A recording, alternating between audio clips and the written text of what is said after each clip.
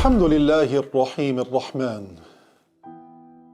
وصلى الله على نبينا محمد من أنزل عليه القرآن، وعلى آله وأصحابه الفرسان.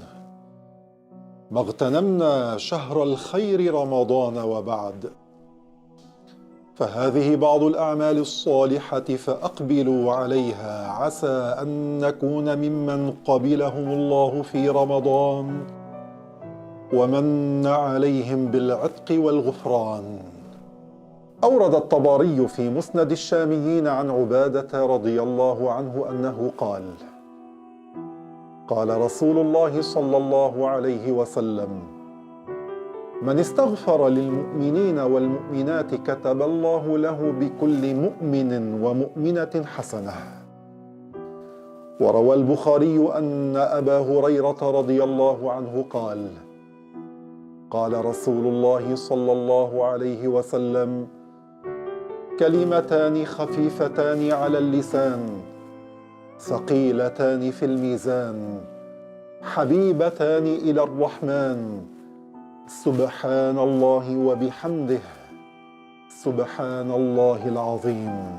وروى الترمذي أن ابن مسعود رضي الله عنه قال: قال رسول الله صلى الله عليه وسلم: من قرأ حرفا من كتاب الله فله به حسنة، والحسنة بعشر أمثالها. لا أقول ألف لام ميم حرف، ولكن ألف حرف ولام حرف وميم حرف.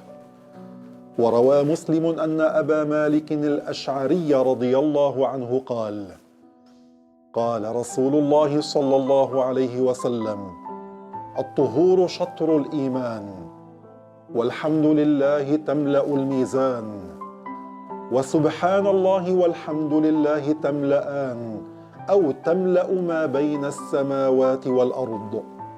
والصلاة نور، والصدقة برهان، والصبر ضياء، والقرآن حجة لك أو عليك. كل الناس يغدو فبائع نفسه فمعتقها أو موبقها.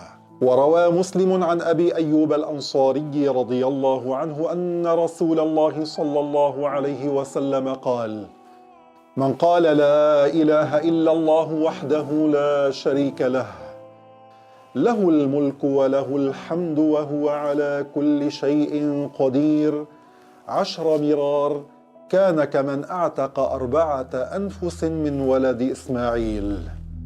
والحمد لله رب العالمين. فرحة عايشين نستناها من سنة لتانية بهواها، كل روح المر ساها لما نوره يهل بتصدع رمضان.